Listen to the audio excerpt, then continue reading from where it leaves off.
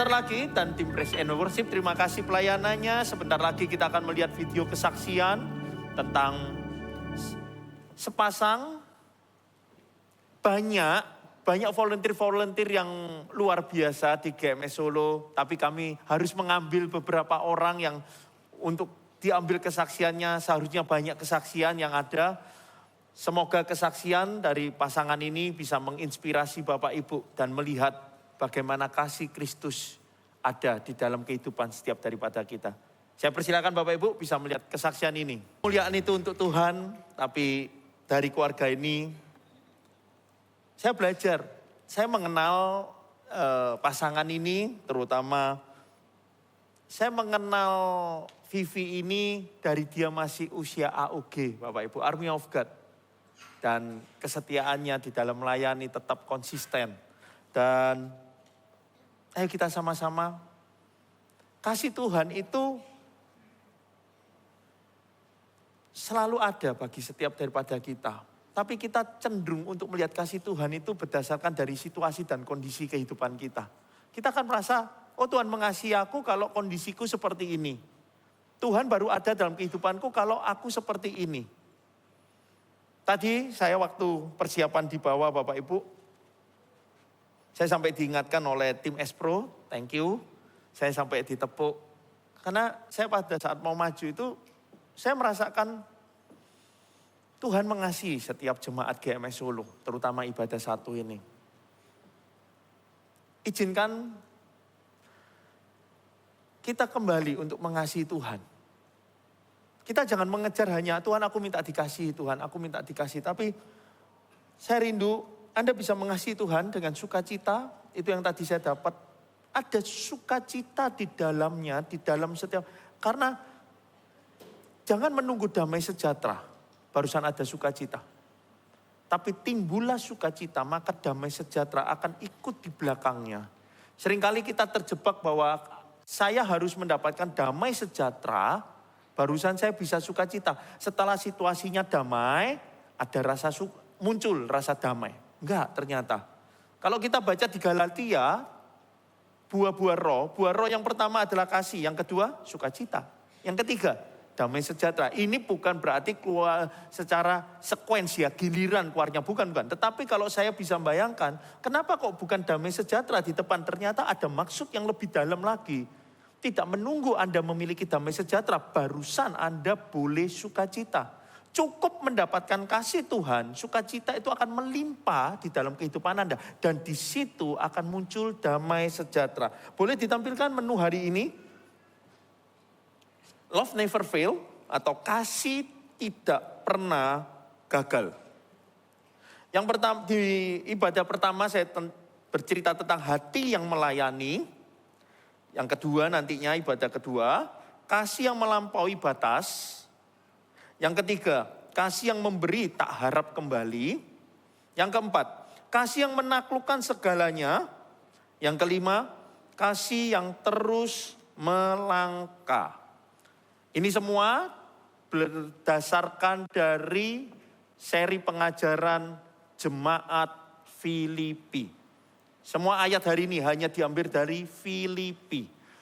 Dan kenapa saya ambil Filipi? Seperti yang saya katakan tadi, Filipi itu sebuah gereja yang didirikan oleh Paulus, tidak punya karunia. Lalu Filipi itu menghadapi tekanan di dalam segala situasi, kondisinya. Filipi juga bukan sebuah gereja yang makmur di dalamnya, bukan. Gerejanya Paulus yang bangun itu bermacam-macam karakternya.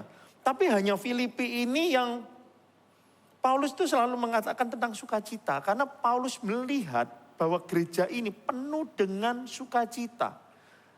Bapak Ibu, kerinduan saya hari ini, Anda mengikut Tuhan bukan hanya setia, tetapi ada sukacita di dalamnya.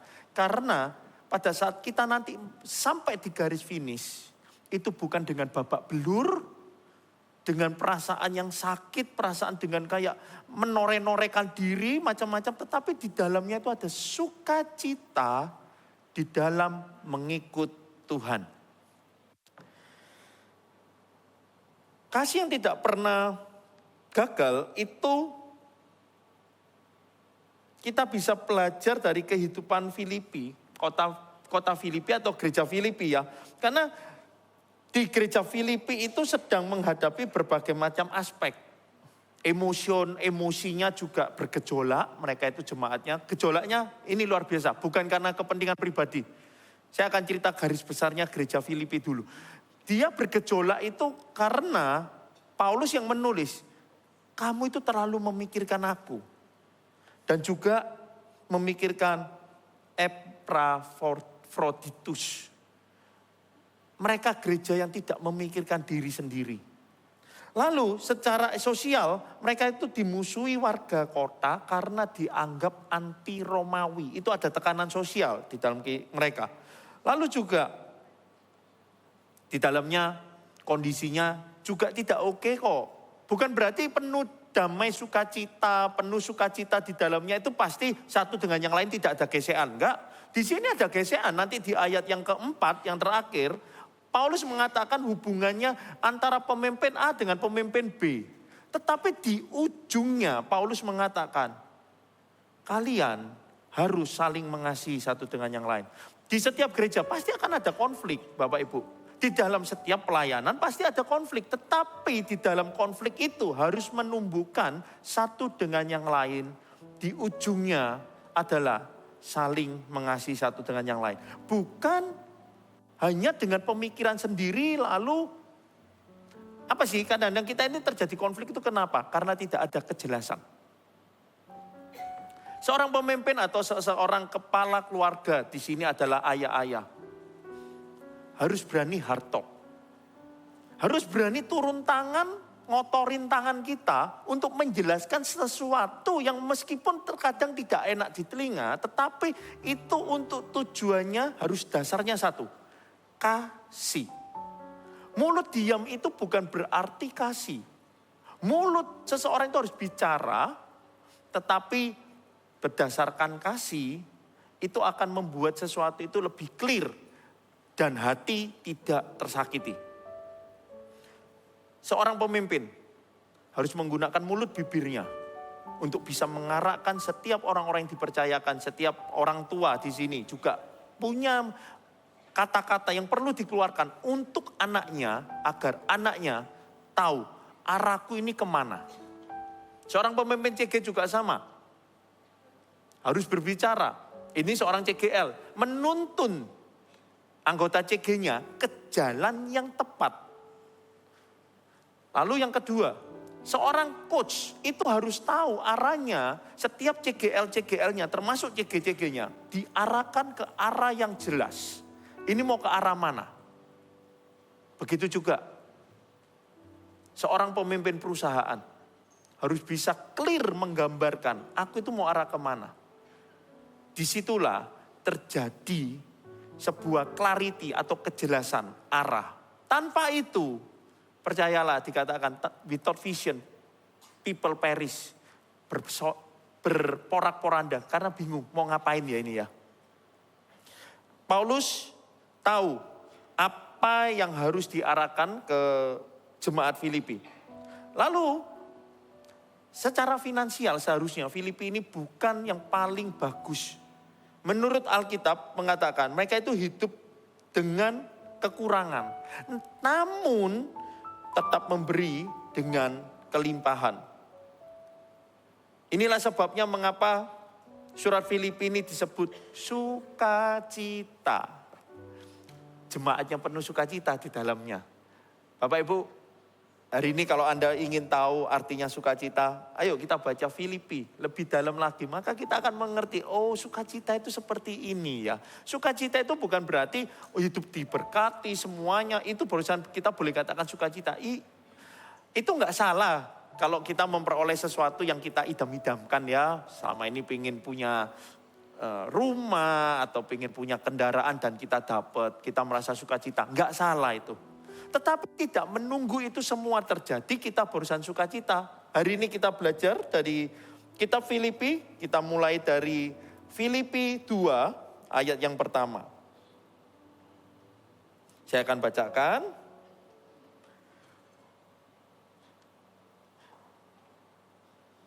Sebelum masuk Filipi 2 ayat 1 sampai 11, saya akan bikin ini dulu. Nyampaikan bahwa Filipi ini ditulis oleh Paulus bukan juga dengan kondisi yang ideal. Paulus menulis ini di rumah penjaranya, yaitu di Roma. Dengan tekanan, dengan berbagai macam. Siapa yang hari ini hadir yang mengikuti CG Explosion, boleh angkat tangan. Yang ikut CG Explosion supaya saya tahu bayangan. CG Explosion, oke. Di CG Explosion, Bapak Ibu, sebelum saya masuk ke tema hari ini, ada sesuatu yang saya rindukan, itu muncul waktu itu adalah bagaimana penggambaran hati Paulus itu seperti seorang bapak kepada anaknya Timotius. Hati yang begitu murni, hati yang begitu benar-benar, Timotius, aku berikan kamu tugas ini. Tugas itu berat. Tetapi aku percayakan kepada kamu. Saya mengalir ke arah ini, saya percaya juga. Ada orang tua belum mempercayakan anak. Karena Anda ragu-ragu, anakku bisa enggak ya? Anakku mampu enggak ya? Tetapi Bapak Ibu harus memiliki hati seorang bapak. Percayalah anakmu bisa. Untuk menuju kepada arah sana, mulai hari ini, arahkan anak Anda ke arah yang sesuai Kristus mau. Kalau seorang ayah tidak pernah perjumpaan dengan Tuhan, tidak pernah punya hubungan yang dalam dengan Tuhan, bagaimana Anda bisa membawa anak Anda kepada Tuhan? Sedangkan kita sendiri bersama Tuhan, on and off. Hanya datang pada saat kalau butuh. Hanya datang pada saat penuh tekanan. Tetapi pada saat biasa-biasa saja, cenderung kita ngomong, tidak apa-apalah Tuhan pasti mengerti. Tidak apa-apalah Tuhan pasti begini. Hati seorang Paulus itu selalu membawa Timotius kepada pemakaian yang lebih besar daripada dia.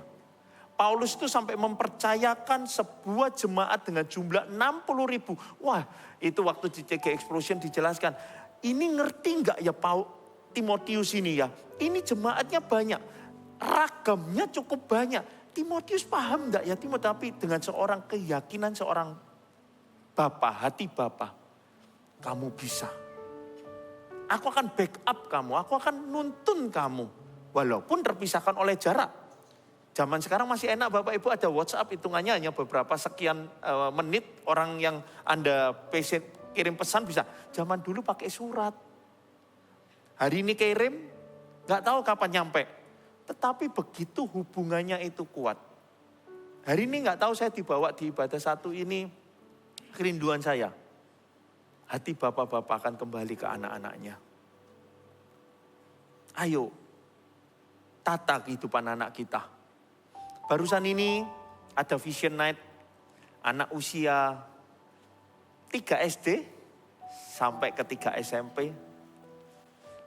Kami melakukan onsite streaming dipimpin oleh Pastor Philip waktu itu. Anak-anak muda itu.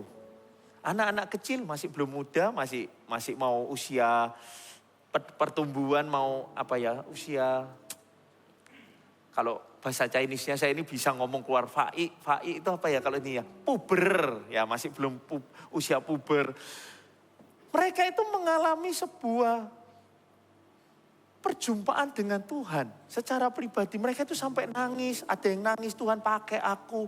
Seorang yang saya kenal anaknya itu dalam tanda kutip itu santai hidupnya, tersenyum, kalau kemana-mana tertawa gitu. Hari itu dia itu menangis sambil mengangkat tuh tangan. Pakai aku Tuhan, aku mau sekolah, aku pakai ini. Itulah yang terjadi di Vision Night. Bapak Ibu, penulis ini adalah orang yang memiliki hati Bapak. Dia tidak melihat situasi kehidupannya. Dia itu lagi terbelenggu. Dia itu selalu diawasi 24 jam oleh centurion. Pasukan elitnya Roma itu selalu mengamati dia. Apa yang kamu lakukan itu diamati. Situasinya terhimpit dan tidak nyaman. Tetapi sebuah surat yang indah. yaitu dari Filipi. Surat teguran bagi Korintus. Surat-surat yang muncul itu dari hati seorang bapak yang ingin dari kehidupannya itu membangkitkan generasi selanjutnya menjadi generasi yang bisa melanjutkan apa yang dikerjakan oleh orang tuanya. Hari ini Bapak Ibu boleh bangun pagi, pulang malam, semuanya. Anda membangun setiapnya. Tetapi kalau tiba-tiba anak Anda ngomong, aku gak mau lagi neruskan. Apa yang Anda lakukan itu akan sia-sia Bapak Ibu. Benar Anda kelihatan hasilnya. Tetapi di hati Anda paling dalam. Ngapain aja aku selama ini? Buat apa aku melakukan ini kalau gak ada yang neruskan? Begitu juga kegerakan ini Bapak Ibu. Gereja terus membawa setiap orang yang belum mengenal Tuhan menjadi mengenal Tuhan. Tetapi nanti generasi usia Army of God mengatakan, cukup. Aku mau menikmati Tuhan buat diriku sendiri. Tidak ada namanya penjangkauan, tidak ada namanya penginjilan, tidak ada yang namanya itu. Generasi kita mengatakan, aku mau hidup untuk diriku sendiri. Apa yang kita lakukan? Itu berakhir dah. Hari ini, tepatnya Jumat lalu, saya cukup sukacita. Tuhan, worth it ya Tuhan. Anak-anak voltage, usia 3 SD sampai kelas 9. Mereka ngomong, aku mau terus melihat kegerakan Tuhan. Mereka masuk di dalam sebuah pemakaian Tuhan yang akan lebih lagi dibandingkan generasi kita. Dan kita sekarang baca di Filipi 2 ayat 1 sampai 11. Jadi karena dalam Kristus ada nasihat, ada penghiburan kasih, ada persekutuan roh, ada kasih mesra dan belas kasihan. Karena itu sempurnakanlah sukacitaku dengan ini. Hendaklah kamu sehati, katakan sehati, sepikir. Dalam satu kasih, satu jiwa, satu tujuan. Dengan tidak mencari keuntungan sendiri atau puji-pujian yang sia-sia. Sebaliknya, hendaklah dengan rendah hati yang seorang menganggap yang lain lebih utama daripada dirinya sendiri. Dan janganlah tiap-tiap orang hanya memperhatikan kepentingannya sendiri, tetapi kepentingan orang lain juga. Hendaklah kamu dalam hidupmu bersama menaruh pikiran dan perasaan yang terdapat juga dalam Kristus Yesus, yang walaupun dalam rupa Allah tidak menganggap kesetaraan dengan Allah itu sebagai milik yang harus dipertahankan, melainkan telah mengosongkan dirinya sendiri dan mengambil rupa seorang hamba dan menjadi sama dengan manusia. Dan dalam keadaan sebagai manusia, ia telah merendahkan dirinya dan taat sampai mati, bahkan sampai mati di kayu salib. Itulah sebabnya Allah sangat meninggikan dia dan mengaruniakan kepadanya nama di atas segala nama, supaya dalam nama Yesus bertekuk lutut segala yang ada di langit dan yang ada di atas bumi dan yang ada di bawah bumi, dan segala lidah mengaku Yesus Kristus adalah Tuhan bagi kemuliaan Allah. Bapak Ibu bisa melihat di sini. Inilah kasih yang tidak pernah gagal. Diawali dari sebuah kalimat. Jadi karena dalam Kristus ada nasihat. Harus ada nasihat. Kasih itu bukan pembiaran. Kasih itu berunsurkan dengan nasihat. Paulus menasehati setiap jemaatnya, kondisinya bagaimanapun. Tapi sayangnya hari-hari ini banyak orang lebih cenderung memikirkan dan mempertahankan buah pemikirannya sendiri. Dan merasa dirinya yang paling benar. Dia tidak membuka dengan sebuah pemikiran, bagaimana ya, aku butuh nasihat. Cenderung orang zaman sekarang itu senangnya adalah didengarkan. Pada saat setelah ngomong tiba-tiba diberi masukan, dan masukannya kalau sesuai, ya dia akan, oh ya betul kan aku berarti. cenderung mencari pembenaran diri sendiri.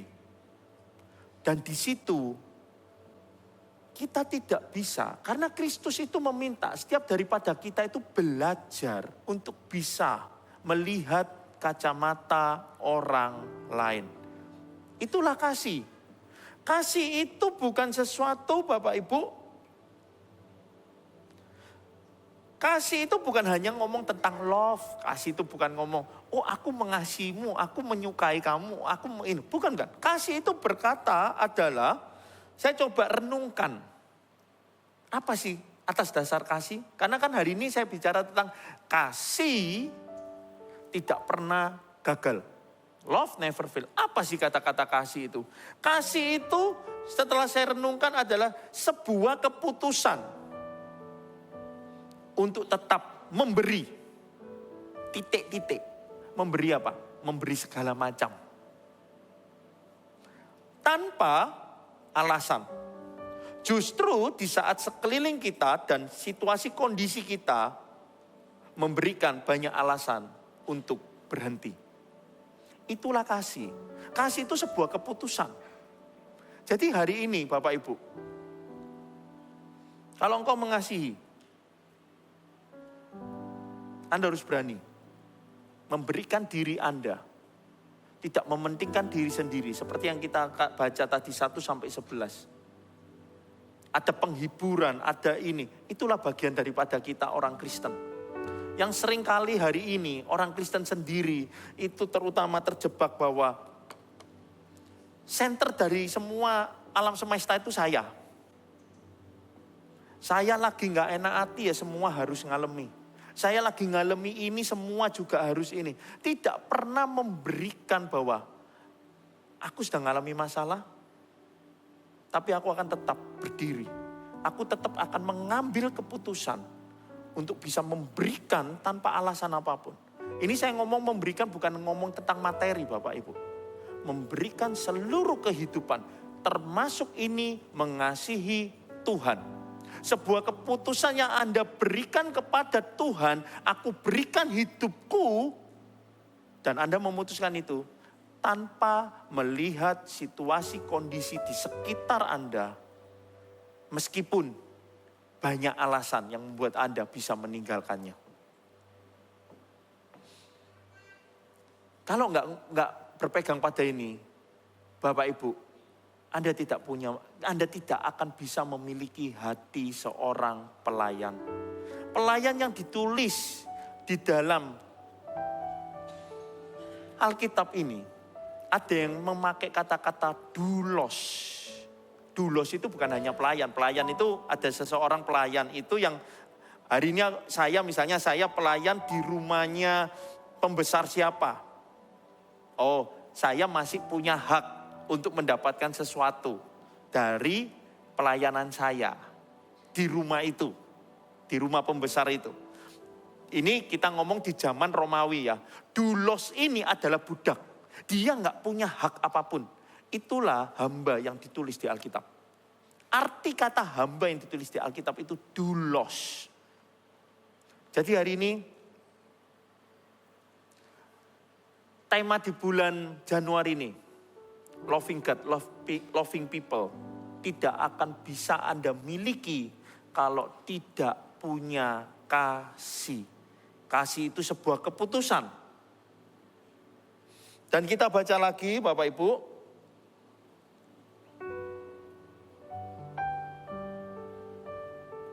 Di Filipi 2 ayat 12 sampai 18. Hai saudara-saudaraku yang kekasih, kamu senantiasa taat. Karena itu tetaplah kerjakan keselamatanmu dengan takut dan gentar. Bukan saja seperti waktu aku masih hadir, tetapi terlebih pula sekarang waktu aku tidak hadir. Karena Allah lah yang mengerjakan di dalam kamu baik kemauan maupun pekerjaan menurut kerelaannya. Lakukan segala sesuatu dengan tidak bersungut-sungut dan berbantah-bantahan. Supaya kamu tidak beraib dan tidak bernoda. Sehingga anak-anak Allah yang tidak bercela di tengah-tengah angkatan yang bengkok hatinya. dan yang sesat.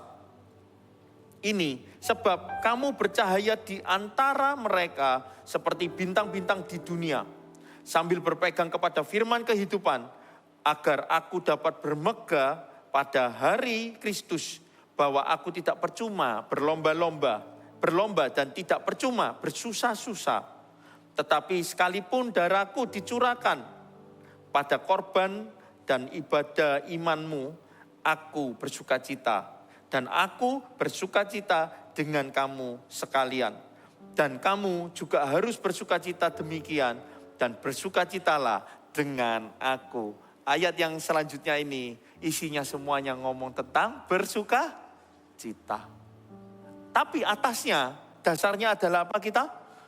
Senantiasa taat untuk tetaplah kerjakan keselamatanmu. Dengan takut dan gentar. Berapa banyak daripada kita, kalau doa,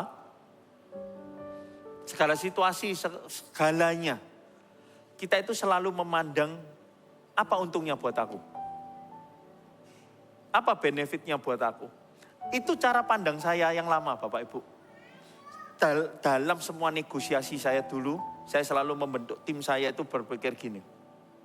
Oke. Salah satu trik negosiasi saya ajarin tim saya waktu itu. Apa benefitnya buat organisasinya kita? Kalau nggak ada benefitnya ngapain ngerjakan? Itu saya waktu itu di marketplace ya Bapak Ibu ya. Jadi saya selalu berprinsipnya apa benefitnya buat kita.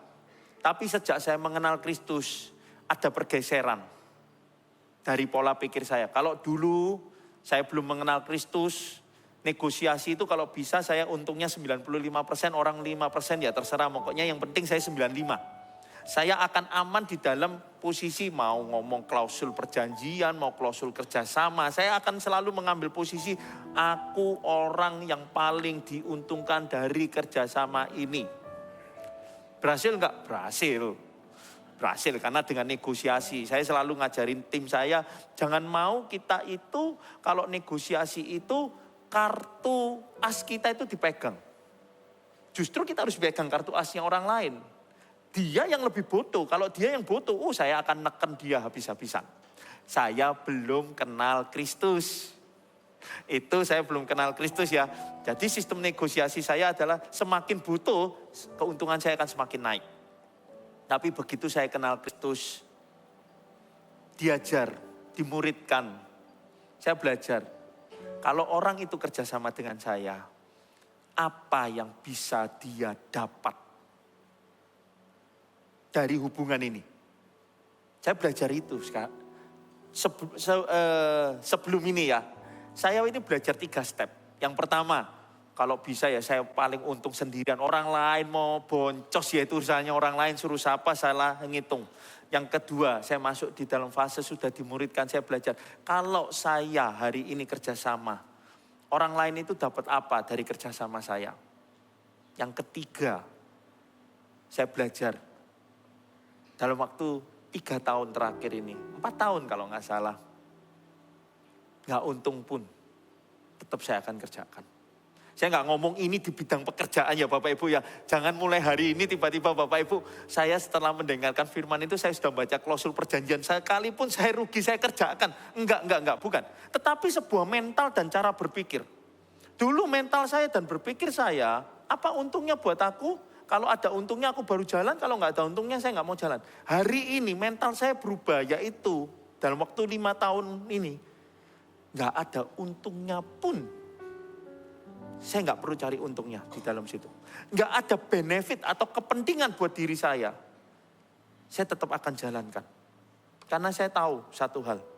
Ini berhubungan dengan keselamatan yang aku harus kerjakan. Yang saya ingin bagikan adalah mental. Seringkali kita orang Kristen terjebaknya sekalipun dengan titel orang Kristen. Ngapain aku harus nginjil? Ngapain aku harus mengerjakan keselamatanku? Toh ujungnya aku nggak perlu nginjil pun aku akan masuk surga. Apa bedanya dengan pemikiran saya yang di fase 1? Pokoknya aku yang paling untung. Itulah mengerjakan keselamatan. Anda mengerjakan keselamatan, Anda buang waktu Anda. Iya, Anda juga buang energi. Oh iya mungkin. Anda buang emosional Anda. Udah baik nginjilin seseorang, itu kamu ngapain ngomongin tentang Injil sama aku? Aku nggak mau. Tuhan, maksudku baik Tuhan. Berapa banyak di sini, ayo kasih senyuman. Berapa banyak udah dengan maksud baik nginjili seseorang, tapi disalahpahami. Anggukkan kepala supaya saya tahu berapa banyak orang yang ngalami kayak saya. Kalau kita punya mental seperti saya yang di fase 1, apa untungnya? Aku harus untung 95%, orang lain 5% urusan. Anda tidak akan pernah menganggap keselamatan itu penting. Karena Anda persis dengan saya dulu, center dari semua alam semesta itu adalah diri saya. Saya pun dibawa Tuhan, diajar Tuhan, akhirnya oke, orang lain dapat apa ya dengan kerjasamaku ya. Tuhan membentuk. Kalau hari ini Anda hanya fokusnya tentang diri sendiri, Anda hanya mengasihi diri Anda sendiri. Anda tidak pernah belajar untuk mengasihi Tuhan. Pada saat Anda mengasihi Tuhan, Anda akan mengasihi orang lain. Mengasihi orang lain bukan berarti Anda cuma hanya ya menyenangkan hati orang. Bukan. Dikatakan di Paulus tadi, dengan dasar kasih ada nasihat. Kasih itu terkadang juga membawa rotan, Bapak Ibu. Kasih itu juga bisa menyatakan ini salah, ini benar. Kasih juga bisa membawa setiap orang kepada kebenaran. Pada saat menyampaikan kebenaran, menyampaikan Kristus, Anda mungkin akan disalahpahami. Anda siap nggak tahun 2026 ini mengerjakan keselamatanmu? Salah satu area yang kita bisa kerjakan keselamatan itu adalah di CG. Saya rindu CG itu keluar, menjangkau orang-orang yang belum mengenal kasih Kristus. Ayo satu CG. Masukkan satu nama, bawa doa. Percayalah di tahun 2026 ini. Jangan hanya bersandar pada hikmat, tetapi bersandarlah kepada sesuatu yang supranatural yang namanya doa. Ayo rindukan keselamatan 1-2 orang. Gempur di satu sisi, Anda akan kaget, CG akan ada sign and wonder terjadi. Keselamatan demi keselamatan terjadi. Orang yang Anda kira, wih ini sulit loh orang ini. Tiba-tiba memberikan diri, menerima Yesus, dibaptis. Orang-orang yang belum mengenal kasih Kristus, hanya ecek-ecek, hanya bermain air sedikit-sedikit. Doakan orang itu untuk mengenal Tuhan lebih dalam. Hari ini doa saya, Anda mengasihi Kristus. Pada saat Anda mengasihi Kristus, Anda akan mengasihi orang lain. Jangan-jangan beberapa Bapak Ibu yang hari ini hadir, Anda merasa Anda mengasihi Kristus. Padahal Anda mengasihi diri Anda sendiri melebihi segala sesuatu. Pada saat disuruh berkorban, oh enggak, aku enggak mau berkorban, ngapain? Orang lain yang berkorban. Anda akan menuntut orang lain berubah, tetapi tidak pernah diri sendiri yang Anda tuntut. Bapak Ibu, saya sedang saya dalam beberapa waktu itu, saya mengalami sebuah perjalanan bersama Tuhan. Dan saya senang dengan perasaan itu. Saya sedang mengalami masa-masa dengan Tuhan itu koreksi. Dan saya banyak dikoreksi oleh Tuhan. Dan saya senang dengan koreksi Tuhan itu. Dan di ujungnya, saya semakin mengasihi Dia. Pada saat saya mengasihi Dia, saya semakin ngerti bagaimana memahami orang lain. Jangan kebalik ya. Seringkali manusia itu memahami orang tetapi tidak memahami Tuhan. Anda hanya terjebaknya hanya sebagai orang baik. Stop. Itu aja. Oh, ibu ini baik orangnya. Tetapi tidak ada value dan tidak ada kebenaran di dalamnya. Bukan itu kasih yang diharapkan. Kasih itu juga harus bisa membawa sebuah kebenaran di dalam sebuah komunitas. Apakah kita bisa membawa kebenaran di dalam komunitas? Atau malah kita yang keseret ke kiri, ke kanan? Atau malah kita yang membawa efek yang jelek? Justru gara-gara, oh walah ternyata bisa ya orang Kristen kayak gini ya. Oh, Bapak Ibu, orang Kristen itu, julukan kita itu punya bobot Bapak Ibu. Kenapa kalau sudah begitu orang Kristen berbuat salah, langsung yang terekspos itu orang Kristen berbuat ini. Betul apa enggak? Karena itu memang ada beban. Itulah salib yang harus kita pikul. Dan kita baca lagi tentang keselamatan. Ayo mari kita mulai hari ini belajar untuk minta Tuhan mengerjakan keselamatan kita. Lalu Filipi 2 ayat 19 sampai 24. Tetapi dalam Tuhan Yesus kuharap segera mengirimkan Timotius kepadamu. Supaya tenang juga hatiku oleh kabar tentang hal ihwalmu. Karena tidak ada seorang padaku yang sehati, sepikir dengan dia. Dan yang begitu bersungguh-sungguh memperhatikan kepentinganmu. Sebab semuanya mencari kepentingannya sendiri, bukan kepentingan Kristus Yesus. Kamu tahu bahwa kesetiaannya telah teruji dan bahwa ia telah menolong aku dalam pelayanan Injil sama seperti seorang anak menolong bapaknya. Dialah yang kuharap untuk kukirimkan dengan segera. Sesudah jelas bagimu bagaimana jalannya perkaraku. Tetapi dalam Tuhan aku percaya bahwa aku sendiri pun akan segera datang. Kasih yang memberi diri kepada Kristus. Sebentar lagi akan masuk Servolution. Saya ingin mengaduk hati Bapak Ibu. Saya bersyukur punya volunteer atau sukarelawan yang all out buat Tuhan. Ada yang pelayanan ibadah 1 sampai ibadah 3. Ada yang pelayanan ibadah 4 sampai 5. Minimal 2 ibadah mereka harus pelayanan. Kalau Anda mengasihi Tuhan, Anda akan mengasihi sesama. Anda akan melihat, Tuhan aku punya talenta ini ya Tuhan. Aku mau melayani Tuhan. Bapak Ibu juga udah lulus ya secara leader development programnya, misalnya LDP namanya, MSJ 1, MSJ 2 sudah lulus. Anda punya talenta. Ada yang bisa MUHD.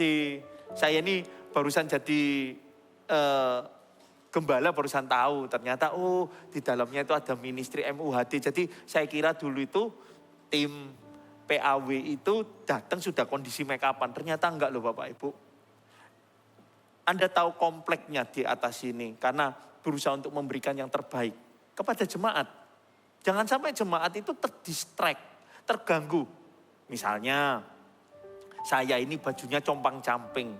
Saya untuk naik ini ada tim, ada teman-teman Espro yang mengingatkan, tadi ada yang ingat gak di situ? Saya tiba-tiba diingatkan, diingatkan ini, antena saya ini di belakang itu gak masuk pada tempatnya yang benar. Tujuannya apa Bapak Ibu? Bukan untuk ibadah sempurna. Agar Bapak Ibu itu bisa fokus dengan firman, bukan fokus dengan antena yang di belakang. Kok gak enak ya ngeliat antena di belakangnya kok Frank gitu, kok gak enak gitu. Anda itu mau dengarkan firman tapi terganggu sama antenanya itu loh. Tujuannya itu itu. Bapak Ibu tahu untuk maju ke sini, saya itu mendapatkan review. Perhatikan ya, kancingmu, perhatikan inimu udah masuk apa enggak. Perhatikan juga jangan sampai kera gini nih enggak oke. Bapak Ibu akan, apalagi orang OCD ya. Rasanya gemes ya, pengen tak masukkan gini. Itu akan mengganggu jemaat. Apa yang ingin saya sampaikan? Untuk bisa mengadakan ibadah ini, ada keringat, ada waktu yang diberikan oleh volunteer. Anda enggak pingin Bapak Ibu, oke, aku ingin maju bersama.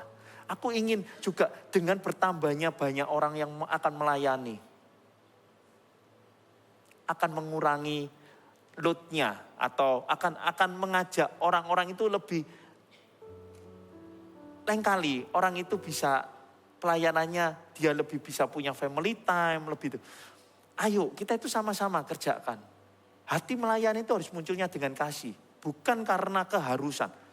Bukan berarti melayani itu akan membawa Anda diberkati. Enggak. Setiap pelayan-pelayan punya struggle-nya sendiri. Saya punya struggle-nya sendiri. Tetapi di dalam pelayanan itu ada sukacita. Katakan amin. Anda enggak pernah nyangka pada saat Anda melayani, Anda akan mengatakan, ternyata aku bisa ya. Dan ada sesuatu yang tidak bisa dibayar dengan apapun di muka bumi itu. Yaitu sukacitanya. Hari ini Anda bisa duduk di tempat ini.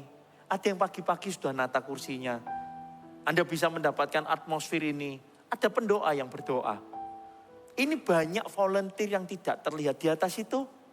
Ada teman-teman yang berusaha untuk menata ini untuk bisa tayang semuanya.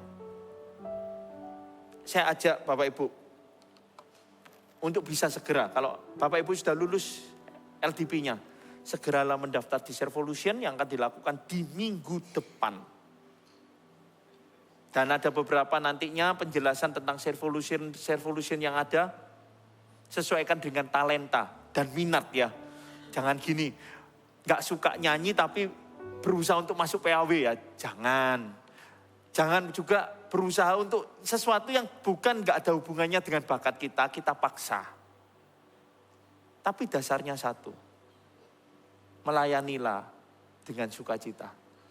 Kalau hari ini saya ditanya, saya sudah pelayanan belasan tahun.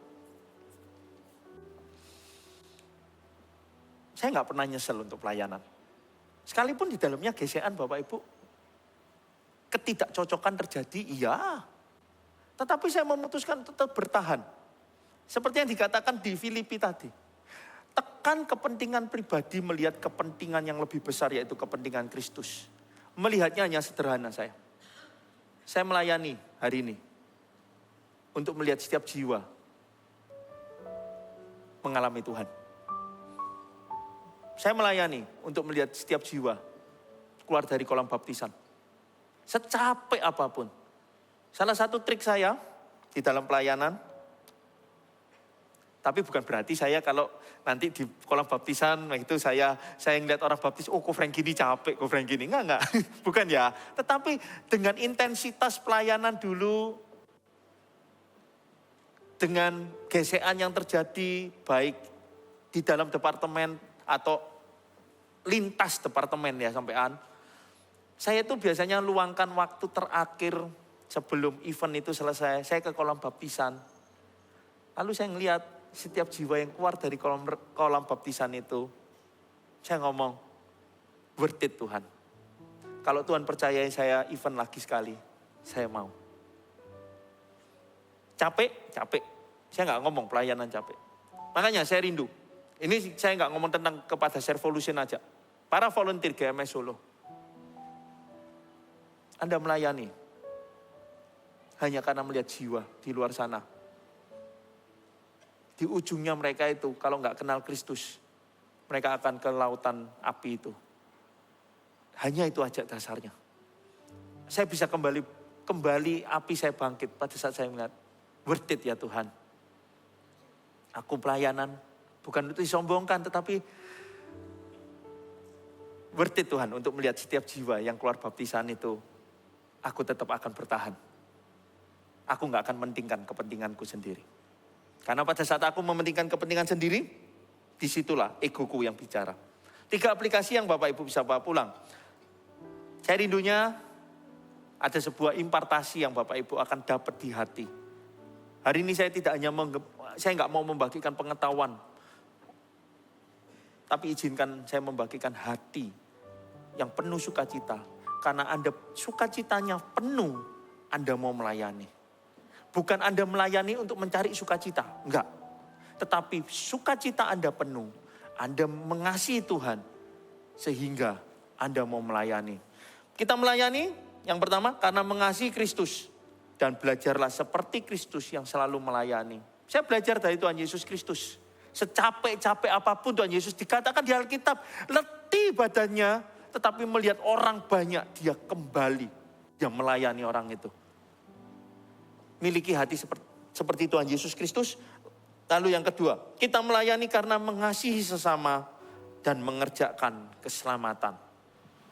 Yang ketiga, kita melayani karena tidak mencari kepentingan sendiri dan belajar setia mengikuti Kristus.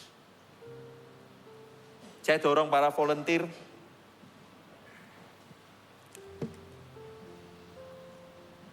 jangan mudah kalah dengan situasi dan kondisi dalam kehidupan. Jangan dikit-dikit, aku mundur ya. Aku lagi ngalami masalah.